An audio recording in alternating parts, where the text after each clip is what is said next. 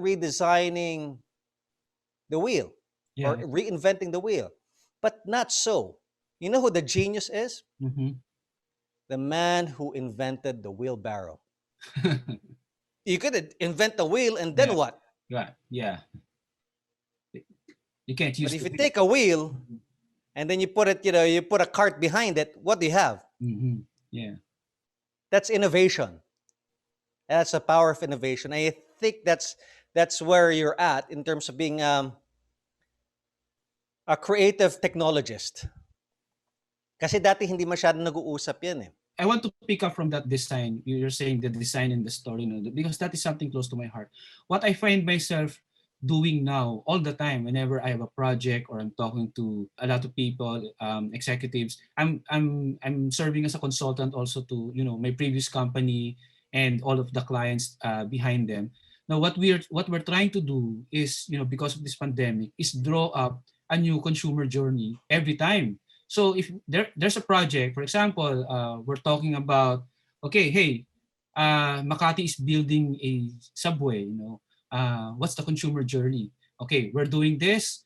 People are now selling online. Plantitas are selling online. What's the consumer journey? So as a creative technologist, one of the things that I have the opportunity of doing is consumer journey uh, illustration. So I always go to the client and tell them, this is how I see things are happening, because in the consumer journey, most of the time, you will have to integrate, the human behavior, and then what content can drive them into change. Mm-hmm. Especially when it comes to Filipinos, it's the story that counts, di ba? We're all suckers for a good The story, a laugh, drama, of yeah, the course, pag drama. Yes, Pinoy, yes, that's true. So, yung medyo um, kumukurot dito, no?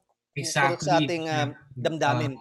Yes. So that's why you have McDonald's and Jollibee doing all those online Emotional love appeal. stories. Exactly, because you buy from the heart. Diba? That's what they're saying. You buy from the heart, you see it with your mind, but ultimately the decision comes from the heart. And part of that consumer journey is really determining, okay, what creative can I use to get that purchase? Because at the end of the day, it's all about the sale, right? And then at the same time, how are you going to touch them using technology? So that consumer journey, which you have to reinvent all the time, or well, rethink all the time, because it changed because of the pandemic, because the way people are behaving. And you mentioned about the wheel and the wheelbarrow. No, that's correct. Kasi simply because the wheelbarrow has to be rethink right now, di ba? We have to rethink it. Anong lalagay natin Mm-hmm. doon? People are afraid, di ba? So, yun ang nakikita ko. No? I had the opportunity as creative technologist to be a big part of that, drawing up the consumer journey part. I think that we share the same passion here. I worked in the past with the food industry, Mm-hmm. and a big part of like what we call like the visual awakening or the rude awakening for for business was actually getting people out of the office just to experience what the customer's feeling. Mm-hmm. Not just in your own business, but you also have to ask the questions. Okay, if I was like in a QSR, let's say a quick service restaurant business, why would people uh, why would people trade up to a fine dining experience, or why would they trade down into like a fast food business? It's easy to guess this when in a boardroom setting.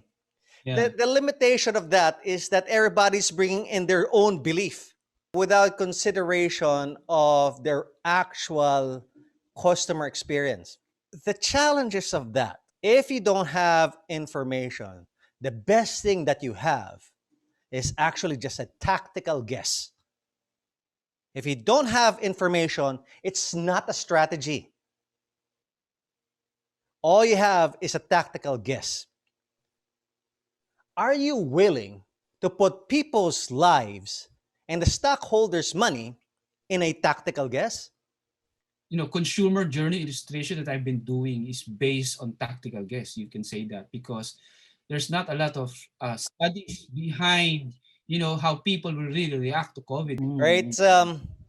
It's when when you're looking at at company strategy, it's it's very it's very difficult to hinge something on something that you don't know. Yeah. If you're for just guessing. What I've noticed, which is I think is the most compelling, it's actually when you get when you get managers and executives outside their office and go for the experience themselves. You look at the experience not just when you're buying or when you're like at that transactional level, but you look at the entire journey. Ano ba yung entire journey? It happens before, during, and after the experience. Let's say I want a cappuccino. So nandun yung trigger, yung mind. Nandun yung craving. Now, if you were somebody that had a cafe, would you only consider about what happens at the counter? The answer is no. What's the consumer experience like? What do people do? So, okay, let's go get some coffee. What's the first thing that they look at? Sometimes it's not the counter. Actually, most of the time it's not the counter. Sometimes they look at what? They look at the screen. And then there's a transition from there. They actually get into the car and they go to a location. And then the next thing you know, may ano ba dyan? May parking ba dyan? And then when you get there, may pila pa. Tapos dun pumapasok ngayon yung social distancing natin. Tapos pagdating natin doon, right, baka wala pala yung na gusto kong orderin. So it actually puts the customer at risk. But the question is this part of the entire journey? Well, definitely not. I can surmise it's not part of the journey because I'm a big fan of McKinsey. I read a lot of McKinsey articles and Harvard Business Review and all. And you'll find there's a lot of study going on right now, especially on how to adapt to the changes that is happening right now. And you mentioned, is this the full consumer journey, and or a lot of the drawing on the consumer journey can also be drawn tactically rather than based on research. And while I'm a big fan of McKinsey, I also believe that um, a lot of the study is really, is really happening offline, meaning the actual scenarios that is happening when a customer buys, the actual experience, and especially when these people, we are all mobile driven and social media driven, no? And what is their experience relative to that, right? Buying a coffee in Starbucks, or what is gonna be the consumer journey based on that uh, premise, or based on the analysis of people and how they react. I started my corporate career doing digital signage, and part of that is really, if you're familiar with first moment of truth, di ba? Sa retail, uh, what people, how will you influence the buying decision of a person in the store, in the retail store, and what will influence it? So digital signage is part of that factor wherein the intention is to deliver a message in the screen using video that will persuade the customer. But now, in the absence of a store, in the absence of screens, in the absence of a lot of things, and people are looking down in their phones instead, while in the line. So what is that now? How are they interacting, and what does it mean? So I think a lot of research needs to be done, and especially for every industry, that's gonna change. Oh yes, it has. But I think it still, it still tries to answer the question, Mm-hmm. what does our customers go through? The solution, of course, is that, first, you would have a what we call, like, once you go through this, you'd probably end up with a few problem statements, right? So given those problem statements, how could you design experience, right, so that you could actually solve the problem, right? So you have these ideas, then you could design something around that, that problem statement. So you have some ideas, and when you first execute that idea, you would have like what you call like a prototype. You test the idea, right, and then you measure again. It's quite similar to human-centered design, Mm-hmm. where you start out with with a problem statement first, and then you have possible solutions, right, and then you go into like a rapid prototyping, right, and then you have a solutioning. If I'm not mistaken, it's RRIS, the rapid prototyping. testing, rapid testing, change, then test, and then we go back and Yes, these are things that we could actually apply. We could actually apply this in real life. There are different iterations of that.